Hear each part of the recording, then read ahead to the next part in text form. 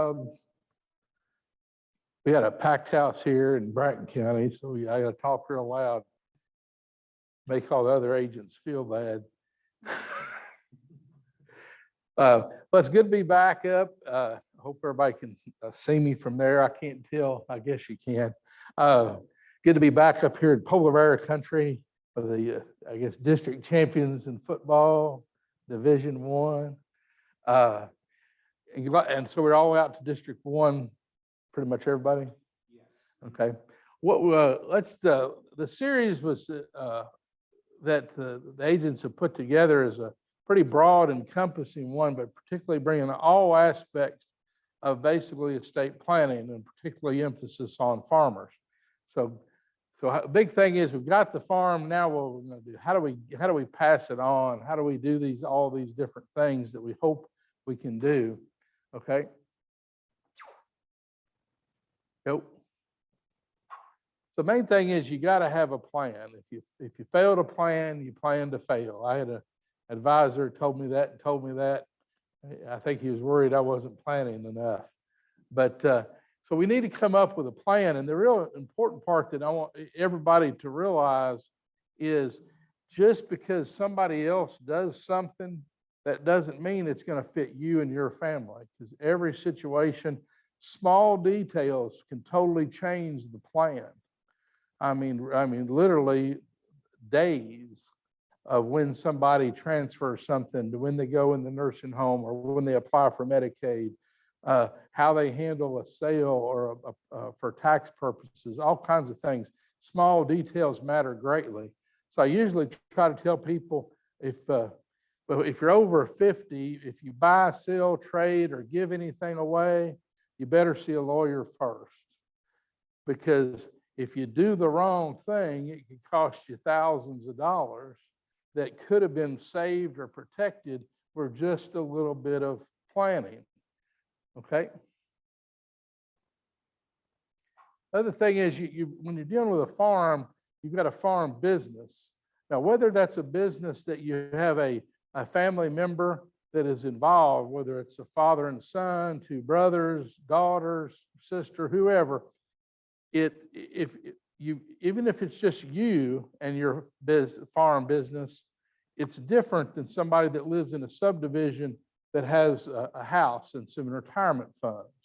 So you need to get a complete estate plan and a complete business plan, not just a will. Okay? And getting that complete plan, you got to deal with finances, health, and the family relationships. Because the body of your plan is the finances. That's going to structure, how big is it? How much are we talking about? Millions? Are we talking about hundreds? Are we talking about potentially Medicaid in nursing homes or not? Are we talking about giving something during lifetime or after death? So the finances are the body of your plan. The heart of your plan is your health. Is your health, who's going to take care of you, and who are you going to take care of? A lot of times I'll have the 70 or 60-year-old daughter or son bring an 80-something-year-old parent in, and they're concerned about who's going to take care of mom or dad. Well, sometimes I can tell real quick by the looks of things that the one that's going to be is in the worst shape is the 65-year-old son or maybe the daughter. So it's a multi-generational. Health affects everything. I mean, just you think you've got a partnership or an LLC with a father and a son and mom, and you're thinking that 70-year-old dad, we got to do some planning. What are you going to do when 45, 50-year-old son dies in a car wreck? That labor is going to be hard to replace, let alone his talent. But the soul of your plan is family relationships, is how your family gets along. And hopefully, everybody I deal with, just almost everyone, is they want to do the right planning, but they want their family to get along when they're gone. And sometimes they haven't gotten along for 10 or 20 years. I mean, no Thanksgiving, Easter, Christmas, or Easter dinners. So most people want that to happen. Well, how do you do that? It's like all legal questions is it depends. If you were here last winter and spring. Okay, next. So you got to cover this and the finances of it. Is this pie big enough to even deal with how is that going to fund your retirement or your health care? Or how do you divide it? Are there other assets besides land? All these things come in and dealing with the younger family that may not, mom and dad may not be spending a lot of money, but the kid may have a wife or have, life just costs more when you're younger, it seems like. I've got clothes that are older than my sons, and they're 25 and 27. So how do we have the funds and finances for taxes? We had a seminar about it in the estate administration. And then if we're going to balance it between farming kids and non-farming kids, okay?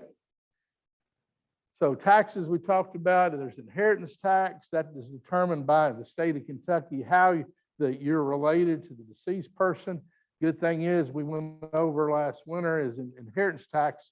Most all families no one pays inheritance tax because a spouse, a parent, spouse, brother, sister, children, and grandchildren don't pay inheritance tax.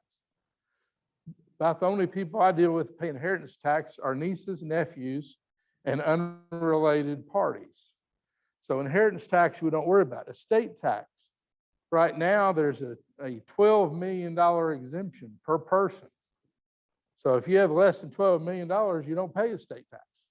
So a husband and wife can have 24 million and do a little planning and not pay estate tax. So majority of people are not going to have to worry about those. Gift taxes, we talked about in that session. And all of these, the agents still have the PowerPoints, I think, right? So if somebody's new and has questions, the agent can print you off or send you that PowerPoint. Income tax is the biggie right now. The others, the laws have changed and it doesn't affect many of us, but gift tax can in the way of income tax, because you make a gift, the basis, the cost you paid for something flows with the gift. But when the person who receives the gift doesn't pay taxes until they sell it. And they have, mom and dad bought the farm for $1,000 an acre, and now it's worth $5,000. Well, mom gives it to the kids. Well, if the kids sell it, they're going to pay capital gains tax on the $5,000 minus the basis of $1,000. The taxable amount is $4,000 an acre. Now, at a tax rate at 15% state, 6%, or 6 state, 15 federal, that's about 20 to 21%, maybe depending upon your tax bracket, could be less. But the real important part is if you didn't make the gift and you inherited it, you got a stepped up basis to the value on date of death, and you pay no capital gains. So sometimes people come in the office, they want to give something away. Well, they have to realize if I give it to them and they sell it, then there's going to be capital gains tax. If I keep it until they die and pass it to them through my estate, we may eliminate capital gains tax. Depends on the situation. You may need to get it out and make the gift for various reasons. So income tax is extremely important. That's probably the key player in tax planning right now, okay? So estate taxes, planning, there's credit shelter trust. You take that exemption for $12 million, and if you have over that, how do you save it, protect it? It's a little bit complicated, but most of us aren't going to really use that because we've got $12 million per person. Life insurance trust used to be really big and can be a great thing, particularly if life insurance, which is our next session, if you have life insurance, and you may want that to go to a child or grandchild, and you want it to go into a specific trust that would be managed just for that child or grandchild. So life insurance can be handled all kinds of ways. It can be a great tool in the right place, and if it's not in the right place, it's just like any other planning. It's a good tool that you need to evaluate. And also there's various types of life insurance. Be sure and come to our next meeting. Crummy trust, that's as far as gifting away the farm, but you keep control of the farm. Next. So those trusts are a way to do estate tax planning. The family limited liability company is a way we talked about in earlier sessions about how you can take that farm business and bring in, is this mine moving it or she moving it? The LLC there's usually going to have a buy-sell agreement so that if you're put it in an LLC for the brothers or whoever's the business partners, then if it ever is to be sold out of there, there's a process for the buy-sell agreement. So your non-farming children will still get maybe their fair share, but the farming child will have the option to buy first. And that price can be set in various ways. The other way the LLC can be good is if you have siblings that are inheriting or receiving a gift or inheriting either one, you can put it in an LLC, a limited liability company, to operate the farm, and they're the members and they're the managers. So let's say we have 4 kids and one of the kids dies. The oldest one's 75, he dies, and it goes to his estate plan, gives it to his spouse or children. Well, the other siblings don't have to let them be in. They can buy them out under the buy-sell agreement, or they can say, yeah, you're in, but you don't get to vote. You're not a manager, you're a member. But anything that affects the managers, the siblings, also affects the spouse equally. So if it's good for them, it's good for her. So they're protected. But that way you don't have a child or grandchild, a spouse or grandchild forcing the share, their shares rights to force a sale and force the farm to be sold. So there's several ways an LLC can specifically be written. Special use valuation, don't really deal with that much anymore. Used to be a big thing. I just bring it up because people ask about that with ag use. We've got other ways to deal with stuff. The family-owned business interest, again, most people are going to come under the $12 million tax exemption, so it just won't matter too much. But you can pass over $24 million without estate tax or inheritance tax. And maybe no capital gains tax, depends on how you set it up. So tax planning, important. The health, again, is the quality of life, and that's the last seminar you're having, right, is end of life issues. And the quality of life we talked about in the will session was having a living will, a healthcare power of attorney, and financial power of attorney. But how do you determine in that quality of life? I said a younger generation, they might be the unhealthy ones. It could be the older ones are taking care of the younger ones. Also, the life expectancies, because you could have family history that just says, if I make it to 75, I'm doing good. Now, other families, hey, everybody's been 90 so far. Hopefully, I'm with them. So we look at the end. Then we have in-home care and nursing home care. And again, that's the last class presentation is on end-of-life issues and care. How do we deal with those things? So all that has to do with your estate plan and getting a complete plan. So next is the family relationships. You got spouses. If you have that spouse that really loves the farm and wants to farm, or it's a nice place, but she'd rather go shopping. My wife, I did real well with my planning, is she really wanted a skid steer until she realized how she shopped around and saw how much they cost, and she said she'll just rent one twice a year. And that would make her real happy just to rent the skid steer. So it just depends on your relationship, again, with the spouses, the children, the in-laws. One of the best advice I got from my wedding, a guy came up and said, whatever you do, best advice for your marriage is keep your mother-in-law happy. So I'm constantly for 30 years now, 32 years, been trying for best son-in-law status. I got helped out because my wife's only sister got divorced. So I just want to keep that best up there.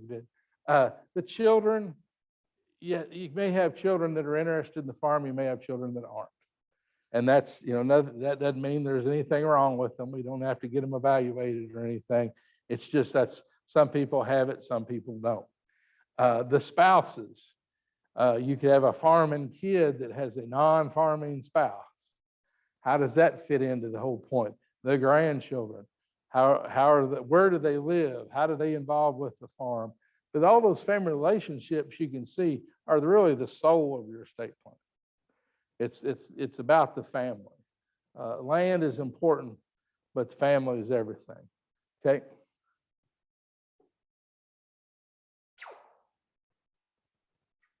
So sometimes those in-laws turn into outlaws. Sometimes the children or brothers turn into outlaws. But you have creditors, divorce, disability, death, and non-farming heirs. All those things can really greatly affect your business plan and your estate plan. So those are factors that you need to weigh in determining what is the plan for you and your family. Okay.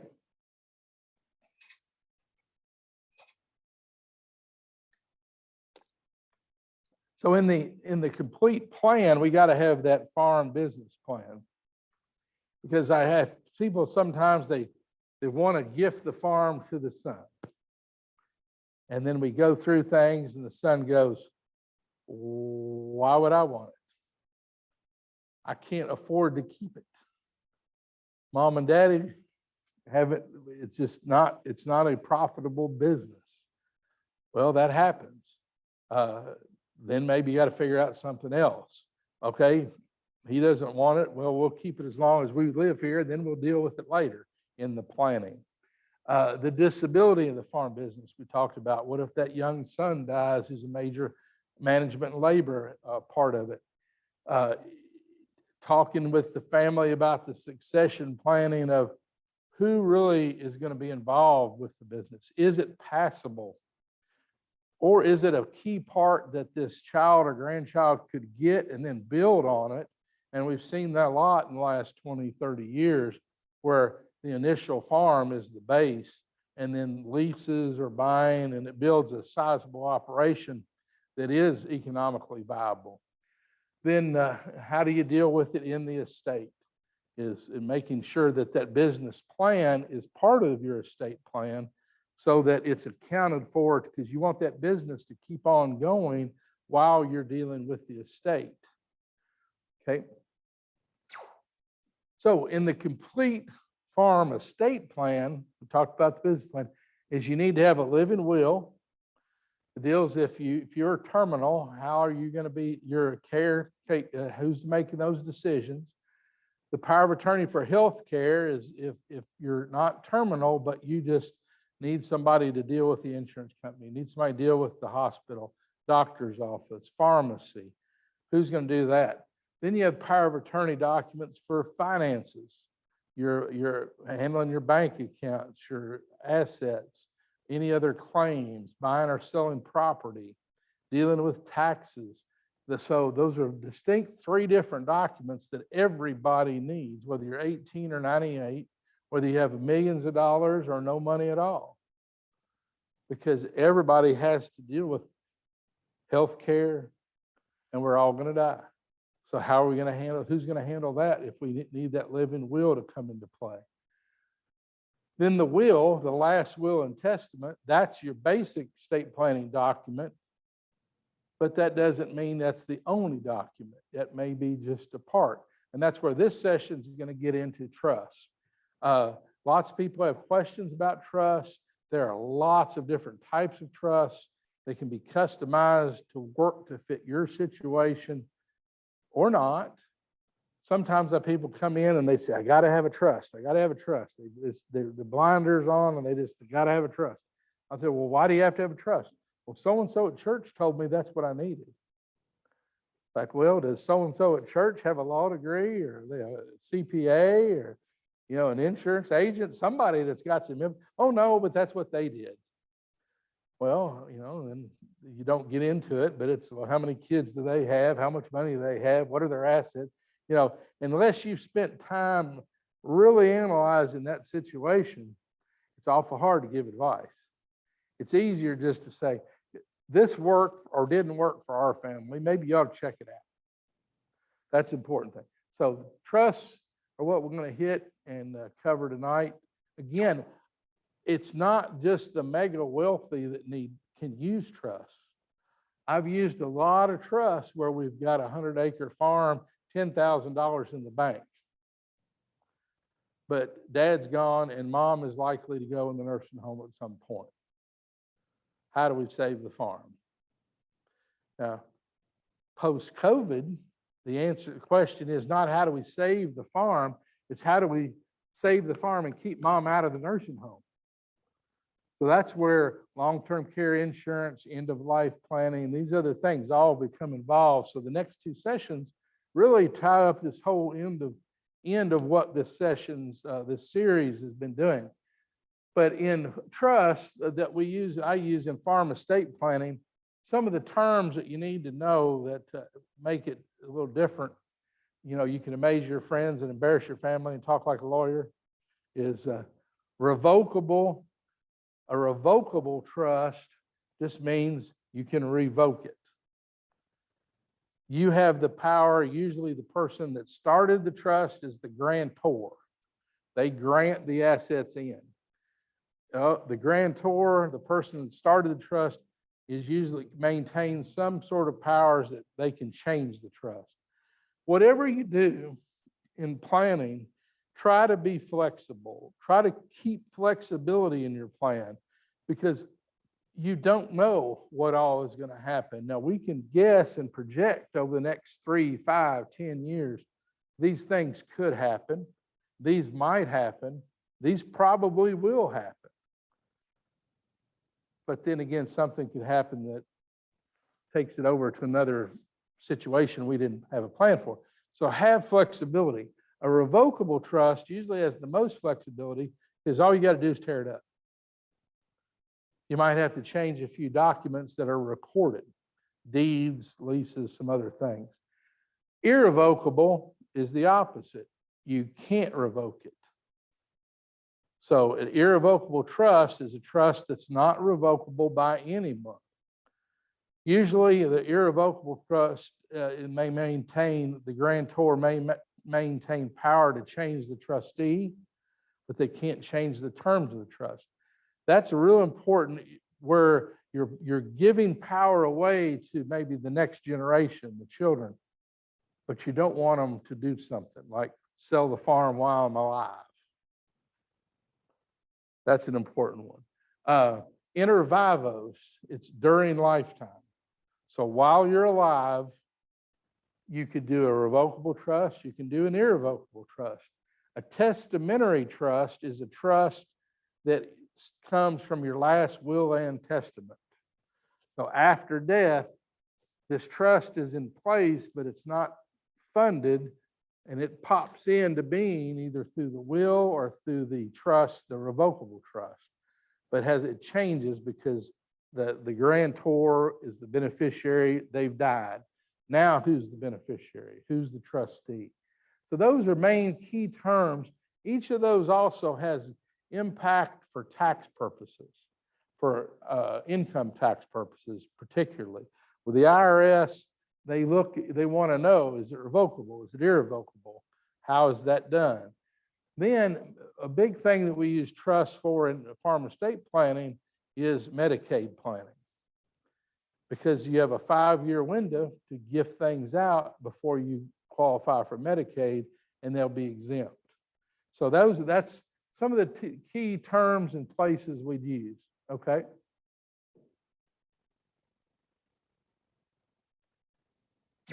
There we go. Wake everybody up if you've already asleep.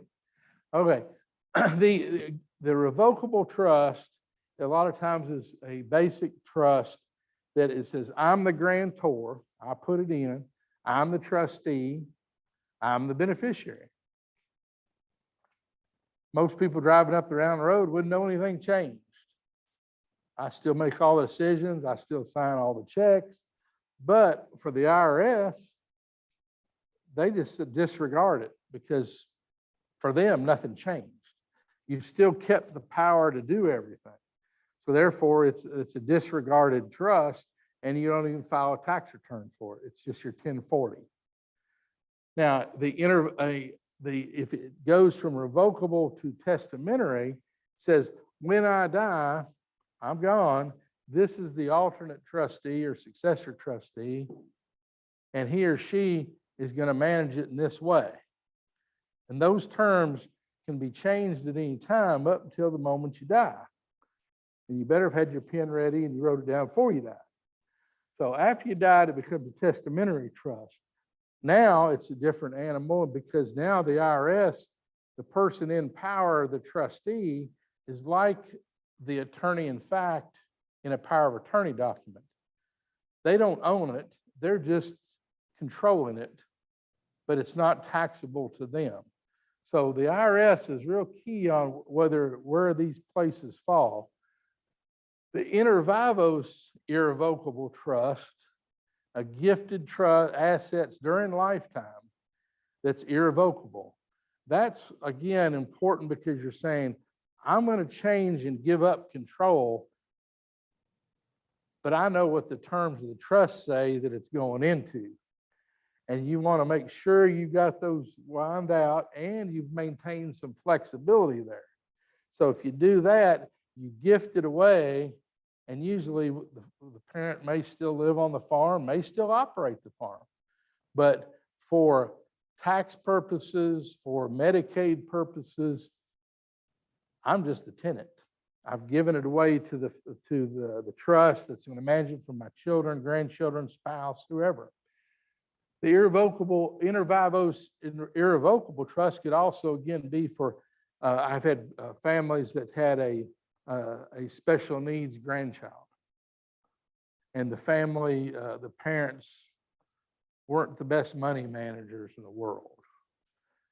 Well, they would set up this trust where when money goes in, the trustee may be a trusted friend of the family, a banker, accountant, lawyer, somebody else, not the mom and dad. They might have issues. They may not have issues with each other, So, but it's for this special needs child. So that way it never goes to mom and dad's estate for this child or grandchild, but grandparents or aunts and uncles are maybe setting this up. A lot of times that planning may be for somebody that's drugs, alcohol problems that right now we just don't know, but we want to plan, what if they get better, but how do we still protect that asset so they can use the farm or use the house or use the income off of it, but it's controlled. But that trustee could say, I'll give you a little more power and authority as you improve. But if you ever relapse, I have the power to take it back and I'm still going to protect it. The Medicaid planning, that is crucially important with trust because of that ownership issue. When you apply for Medicaid and you're in the long-term care facility, if you own assets, they count them. It's countable assets versus non-countable assets. If the asset has been gifted away prior to 5 years from the date of application, not the day you go in the nursing home, the date you apply for the Medicaid. They go 5 years back and say, have you made a gift for less, or transaction for less than fair market value, a gift, a partial gift? Then they may pull it back in and say, we won't do Medicaid until you pay it back and spend it down. So that's a whole number, huge seminar. We talked about Medicaid some before, but the Medicaid planning, lots of times we'll deal with just the land. And then mom and dad can continue to manage their farm, their income, retirement, assets. But the idea is that if they had to go in the nursing home in the future, that farm is protected. So let's go to the next one. So in the family farm trust, using that trust, it's an inter vivos gift during mom and dad's lifetime. They've gifted the farm to the kids and the kids put it into an irrevocable trust.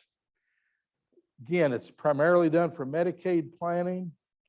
You still can maintain, the mom or dad can maintain the use of the house, even the farm. So if we go to the next slide.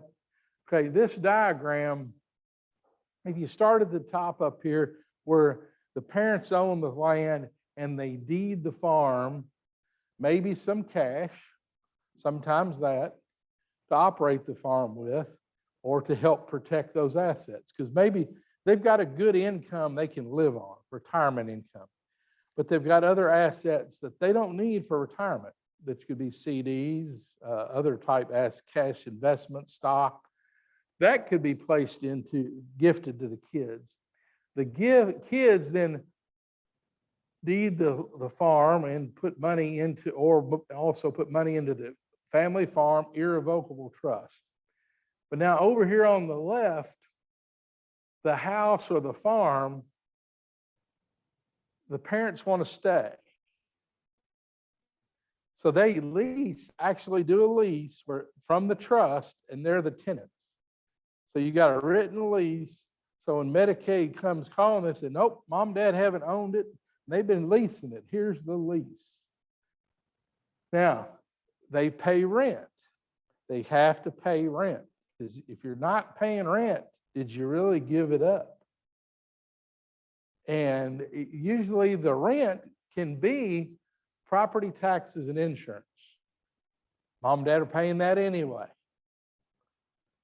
So they're saying that if you cover property taxes and insurance, those are the cash costs that a landlord would at least want to cover. So they're saying, okay, maybe the market is $1,000 to rent that house. Property taxes and insurance are now, property taxes are going to go up because mom and dad may have had a homestead exemption, which usually is the first $45,000 of the property value. So you're going to give up $300 or $400 worth of property taxes. Well, paying $300 or $400 a year to protect the farm is a pretty good price. So if you pay that, say it's going to be $400 a month for property taxes and insurance, and the market's $1,000. Well, Medicaid can't really argue about it because there's value in having a family member in your house. So lots of times a landlord would rather have somebody they know in the house than somebody they don't know, right? They know more about them. They know how they'll handle stuff. So they won't argue too much about that. We could also, dad or mom could run the farm, lease the farm, and they run the farm. So nobody driving up and down the road knows anything's different. Same guys out there mowing the hay and tending the cows or the crops. Same people are living in the house. Nothing really changed. But legally, the ownership does change. Now, I've also had mom or dad lease their 300-acre farm. Well, after a while, they can't get it all done anymore. Well, they sublease it to a neighbor who raises crops or runs cattle. I've had sometimes they keep land for their garden or maybe a pasture to play with a few calves or something. You know, maybe they don't want to lease the woods because the grandkids come hunting, or however you want to do it. But the income that you're getting from the lease may be more over and above what the sublease may bring in more money than what the lease is to the kid. That's okay. Anybody can lease a property, and then as long as it's okay in their lease agreement to sublease. That happens a lot. A lot of times people with stores will have a multiple unit, but they only use some of it and they sublease another one. Same way with condos and other things. But that gives some real flexibility to what the abilities that mom and dad have if they start this plan.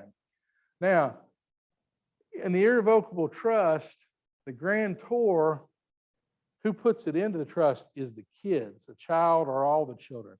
Sometimes with 5 or 6 kids, maybe some of them aren't really accessible, maybe in jail, maybe out of state. That's okay. We can do it with one kid. And they put it in. And then the trustee is usually one of the kids. The alternate is another one. You only want one, though. You don't want ties or feuding or fussing.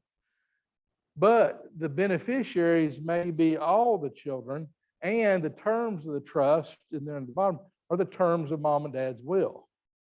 So if they wanted it to go a certain way in the will, we've just pulled this asset out of the estate plan, out of the will, their assets they own in their name, and plug it in over here in this trust.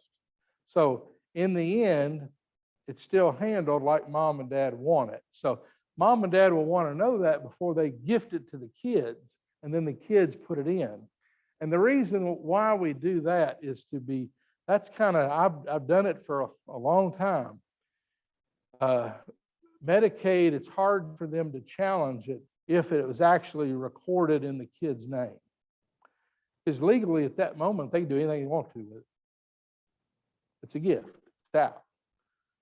So that clock, that deed recording starts the clock ticking. But if the kids place it into trust, who are the beneficiaries? It's not mom or dad, it's the kids. So if we have a farm that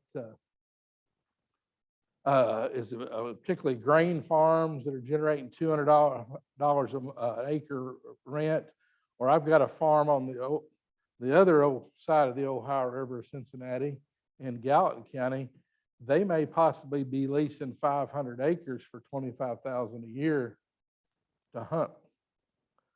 So the hunting lease, and this is talking about one person's going to lease the thing for $25,000. So, once I saw the aerial map, I thought, this is it. I mean, this is hunting paradise here. This is like the realtor says, hunter's paradise. But with that income, maybe that's more than it needs to operate the farm. Well, what if mom and dad back in there, the house needs a new roof? Well, who owns the house? The trust. The trust will need to have money to put on a new roof.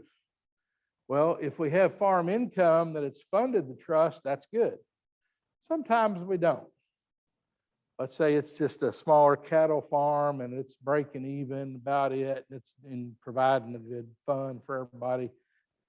Well, maybe it's income's enough to keep the farm going, but it's not going to put a $10,000 roof on. One of the kids could loan money to the trust, then the trust puts a new roof on. So when the trust ends, that kid is holding a note, it's a promissory note that says, I get paid my money back. And then we're all treated equally, maybe.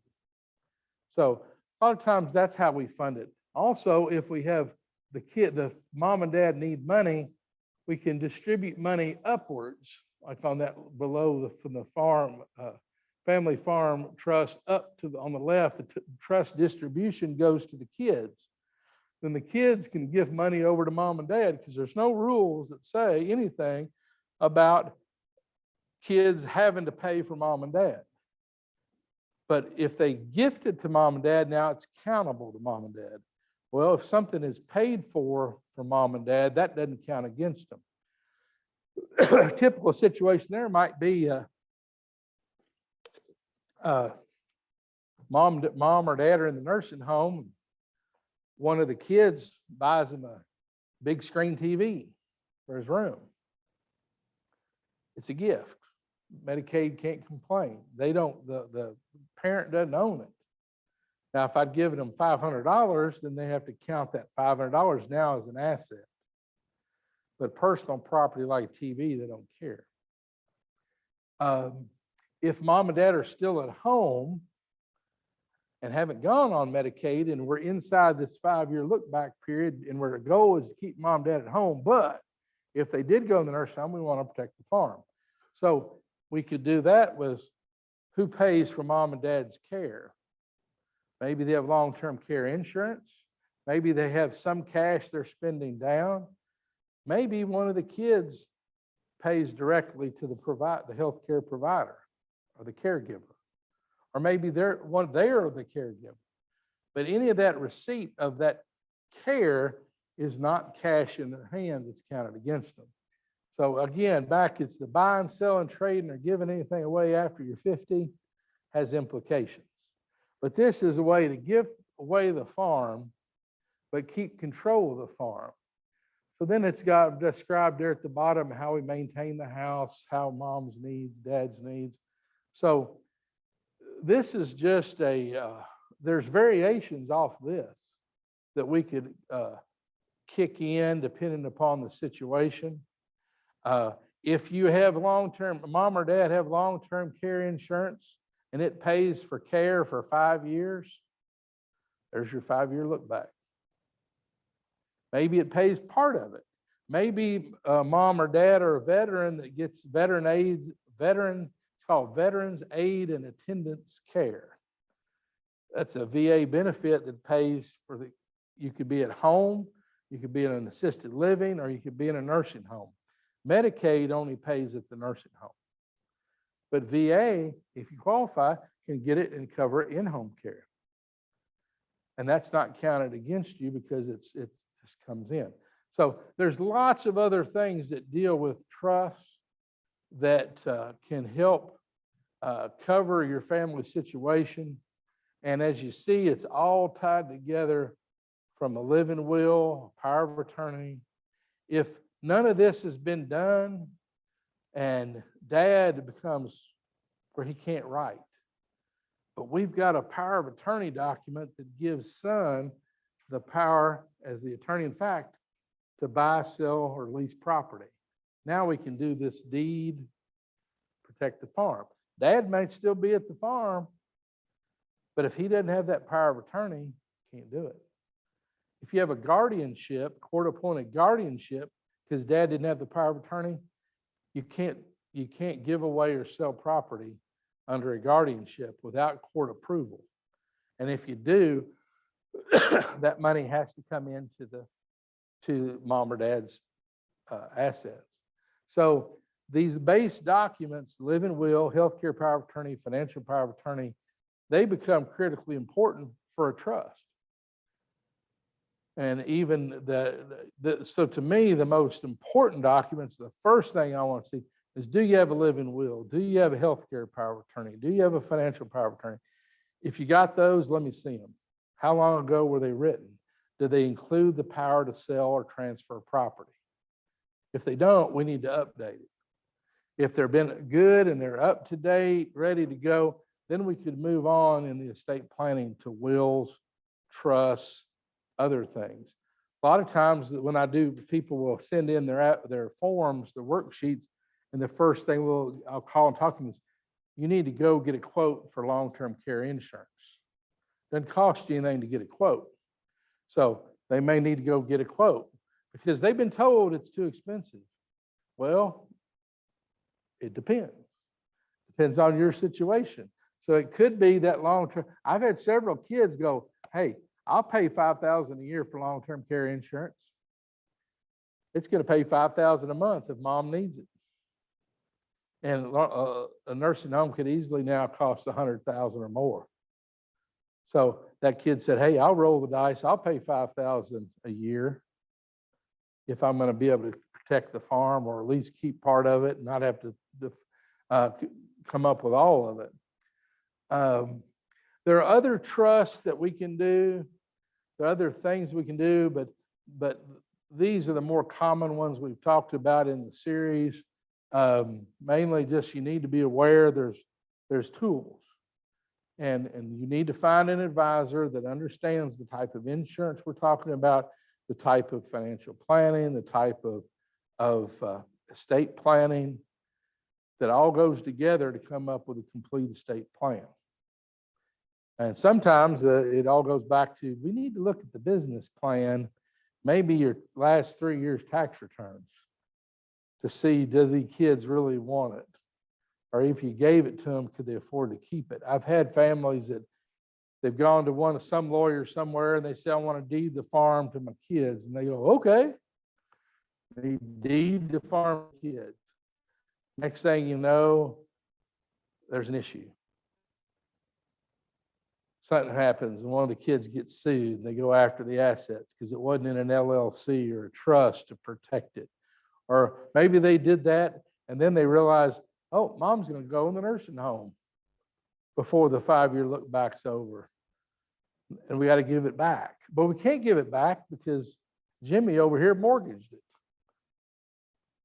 So it's a complicated picture, but the important thing is for each of you is your situation. There's way more options than you realize. But the important thing you want to do in a complete estate plan is 6 months to a year later to know I did the best I could. Given the information I had, I got the best plan I could, and I can sleep at night. And I'm laying in the hospital undergoing bypass surgery, but I've got a plan. And I've had clients that told me, I survived that surgery because that plan you did, I could lay there and my wife's going to be taken care of, my farming kid's going to be taken care of, and my other little honeys are going to get okay. But I had a plan. If I didn't have that plan, I would have been freaked out all night and probably would have died. So no matter what you do, you want to have confidence that you've done the best you can. And even if you don't have the biggest estate in the world or the most complicated farming operation in the world, it's yours. You've worked for it. Don't give stuff away that a little bit of planning could protect. So that's about it on there. There's lots of questions I hope somebody's going to come up with. And let's hit the next one. Get something in writing. Bend with the wind and let the players know what it says. Because the last thing the farming kid is when he comes out of the funeral home going, oh my God, now what am I going to do? Get it in writing, be flexible, and communicate the plan. That's how you be successful, no matter what the plan is. Plan may be, I've got a living will, healthcare power of attorney, financial power of attorney. I give everything to my wife. If my spouse and the spouse gone, give it to my kids, share and share alike. I've had 70-year-old kids say, we never shared when we were 5 and we ain't sharing now. But if you have those kids, you got to deal with them. Okay. Next one. And always remember, fair is not always equal, and equal isn't always fair. So it just depends. Okay, I think that's it.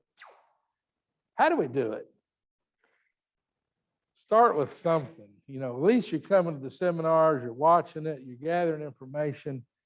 Start with that living will, the healthcare power of attorney. Get those things done. Those can be difficult decisions themselves. Who's going to make things, but make decisions for you?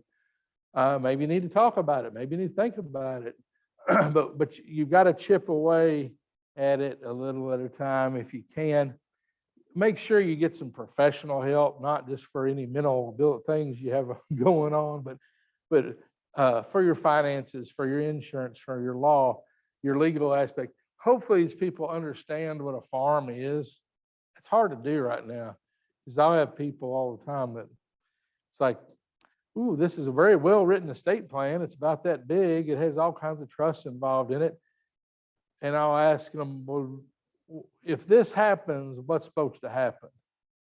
And they'll say, well, I want it to go like this. And I go, that's not what the plan says.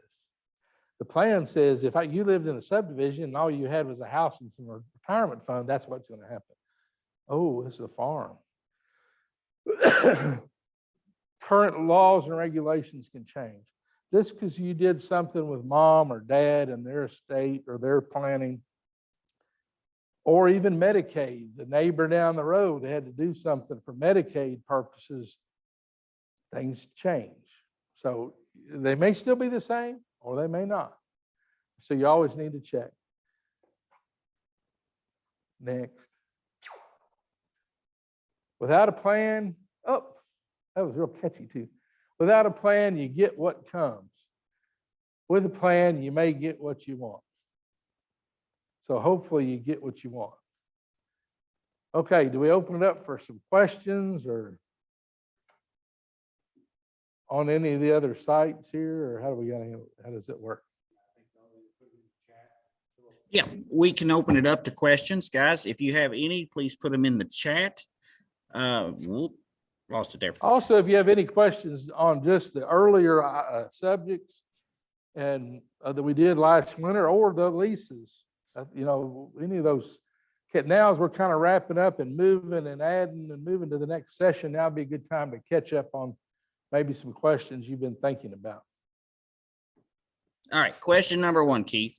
My mom Okay. put some land in my name 3 years ago with her as a lifetime tenant. If we put that land into a family trust and add the rest of mom's farm into the trust, will the look back period be satisfied for the past 3 years and need 2 more years? And again, will the 5-year look back for me start when I put the land into the trust? Wait, how many hours do I have to answer this one? The answer there is what?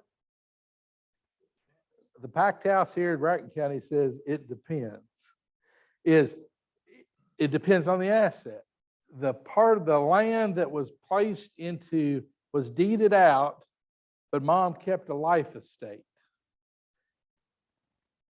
Part of the value of that farm, that land, let's say she kept a life estate in the house. Her life estate has value, and that's you can do a calculation and we can come up with this is what it's worth. And Medicaid would call that an asset, the value of the life estate. In the old days, that at death, the life estate went away, and that's when Medicaid looked at it. They don't do that now. They look at when you're going into the nursing home, not when you come, or going in on Medicaid, not when you're coming out and dead. So the answer is on that, and there would be several clocks that would be started. The one tract that was gifted away that had a life estate, that's one clock. The part that was gifted away would start that clock ticking and then have the 5 years. Depends on when that was applications made. The life estate was not given away, so that clock didn't start yet. So that value goes down as her life expectancy gets smaller, but it still has value. The other land would be the clock starts on the date of the new gift. So it would have to be looked at on an asset by asset basis or a calculation. So it would have to be analyzed in that type of perspective, but the actual numbers you'd have to look at, it'd have to have live numbers. So I think that answered most of that question.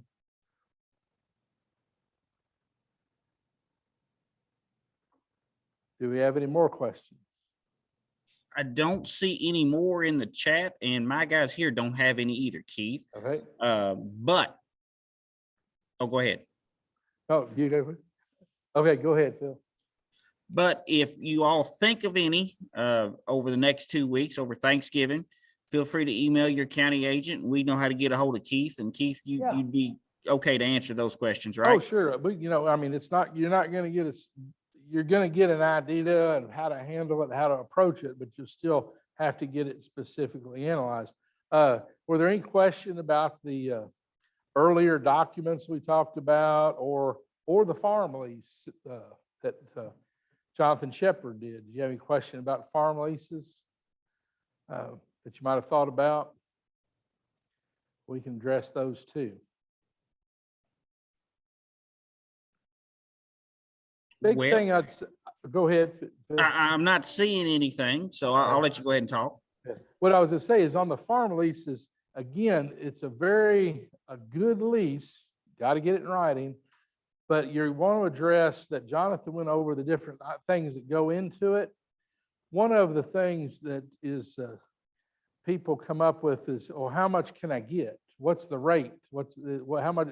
And that's what you agents are probably hearing, and Phil is, well, how much can I charge? They say, oh, go talk to the county agent. He'll tell you. Yeah, she'll tell you. Go in there and throw some numbers up there and see what comes down. But it's usually you'd want to contact someone like the county ag agent, the FSA office, some of the accountants that do a lot of tax bookkeeping and tax planning, is what's the going rate in the county or the area. And with the real part that people have to look at is the range. Pasture ground can go anywhere from, you mow it twice, you keep the fences up, it's yours. It can go from that because there's not much competition. Finding somebody that just wants it may be an issue, because a lot of it may be, is there good fences? Is the tenant going to have to put up a bunch of new fence? Is there water? Are there facilities, corrals, feeding areas, barns to put hay or equipment in? You know, if you've got one that's got some soil testing's been done and applications of lime every 3 to 5 years, pH is good, fertilization's been good, weed control's been good, fences are good, water's available, city water fountains, feeding area, a corral, an all-weather road to get it out, that might be $75 an acre or more. It could be. Because if you're dealing with ground that has been tobacco ground that's now an alfalfa, well, then you could justify paying it if you've got all that. You're leasing the whole picture. If you're leasing this hillside, that valley, and across into the bottom, and if you turn them out, I hope you can get them back up. You know, you got to bring your own corral panels and pray. Yeah, so it depends on that situation, but I have a lot of times it's hard because mom or dad are now not managing the farm. They're not able to. We've got kids that have been moved away for 20, 30 years. Complexion of the farm neighborhoods changed in 20 to 30 years, especially since the tobacco buyout. So what I also tell people on farm leases is a good tenant is worth their weight in gold. A bad tenant is just a nightmare. But sometimes I've had a good tenant that's been with mom or dad for several years, and the kids come in and kick them off because they got $5 an acre more from somebody down the road who doesn't have the best reputation for management or financial ability either. But I always ask them before they do that is, since you live in Texas, you know, who's checking on your mom every time they drive in the barn, into the farm? Who's checking, talking to her and weed eating her ditches, or cleaning the gutters out, or, you know, fixing the toilet for, you know, a lot of people in the ag community, your neighbors might be 5 miles away, but there might be just as much might as well be your aunt or uncle as just somebody that lives down the road. So weighing out the value of the land and what you're doing, plus the value of what that tenant will do. Sometimes the big issue is we need to keep the farm looking good. We want the farm, from mom and dad, we always want the farm to look good. Well, maybe that's, if you'll mow it and you'll do the yard and around the barns, you know, and fix that up, you bush hog the roadsides, you do the fields. It may be you're paying that guy, but maybe you're not. Maybe just it's counted in there of their value of what they're doing. Sometimes to me, it's just the idea that somebody actually checks that farm every couple of days and will go knock on the door and ask your mom how she's doing and spend 20 minutes talking to her, if not an hour. So that's a key part about farm leases, but that may include hunting leases. If you're gonna do anything where you take money, you now have a liability issue that you need to go talk to your insurance agent. Because somebody pays you $500 to go deer hunting for the last 2 weeks, that may cost you $1,200 to get insurance. So the best thing to do is just let them be a guest and hunt. And maybe they'll get you a Christmas present. You know, gift card to Rural King, or I think Rural King at Maysville is amazing. I stopped there today.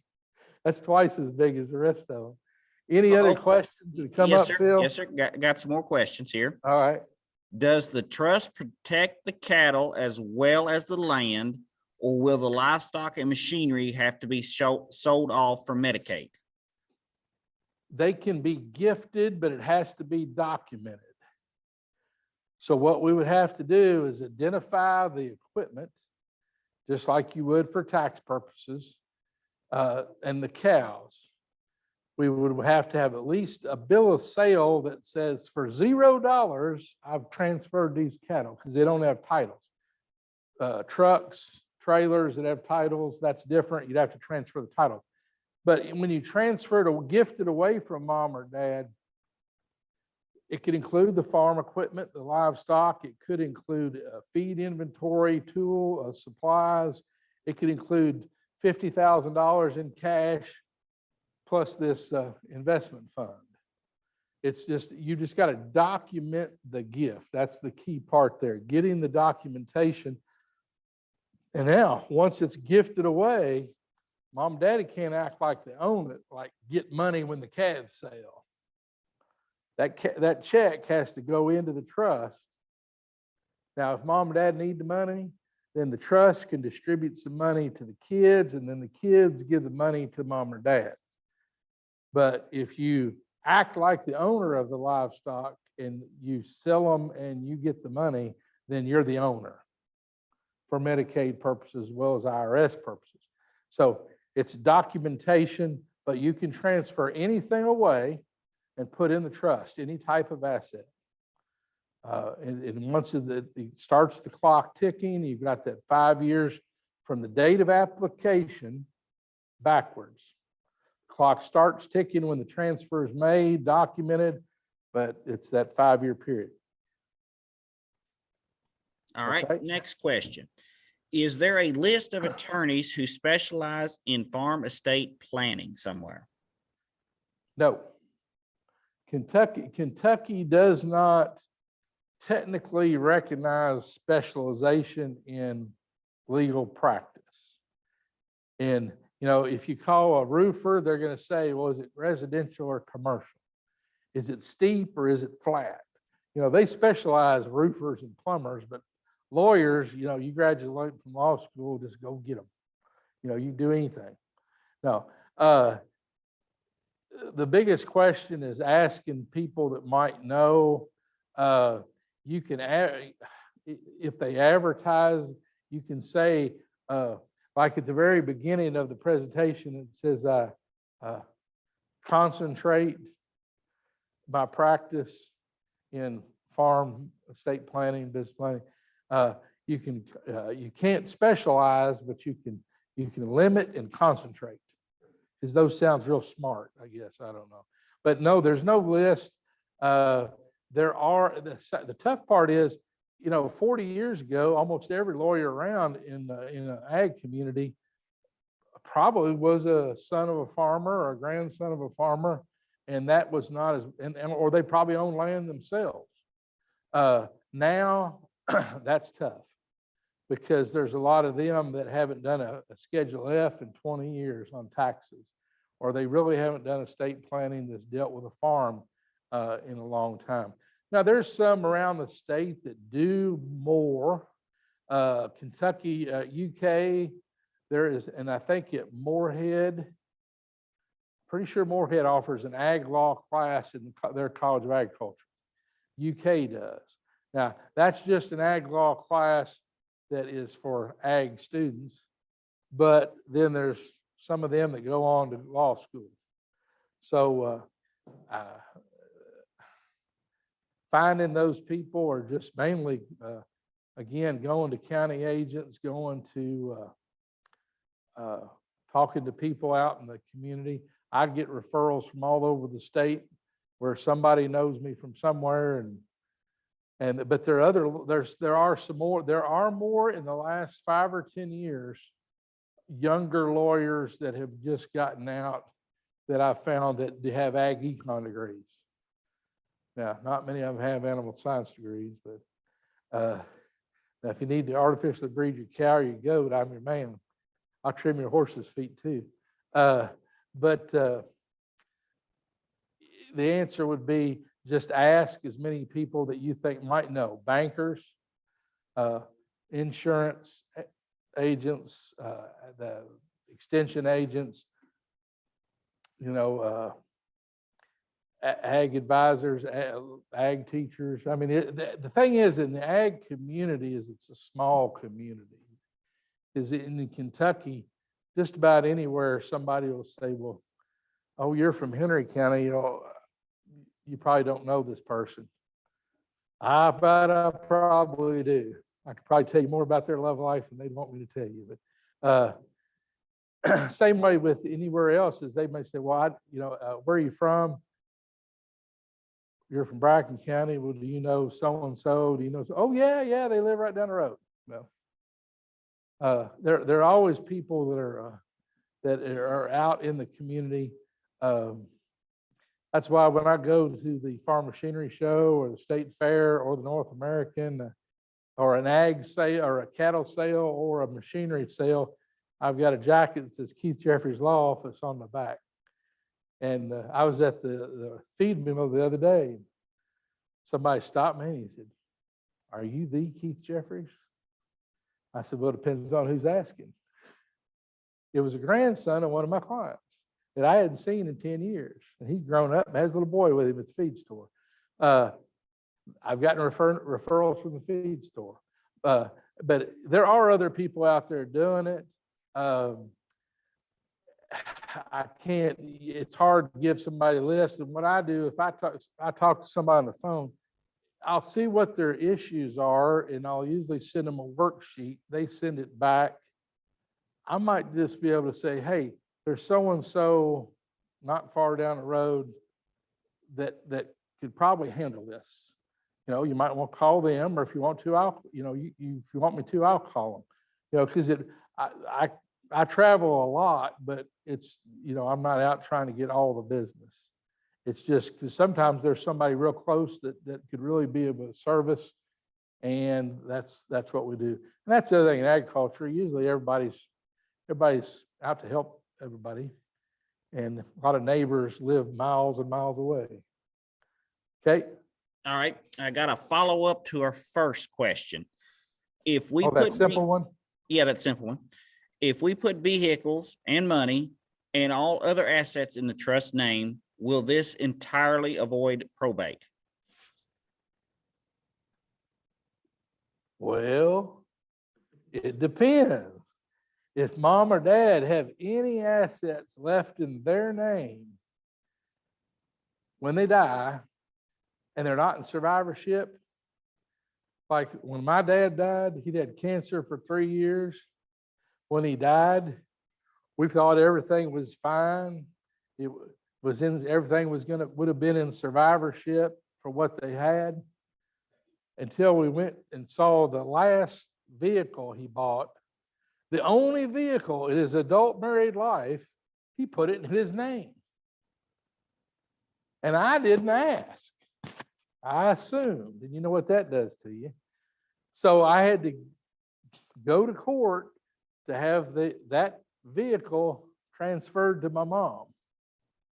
So the answer is, it depends. Now, as to the assets that are gifted away, they do not go through probate.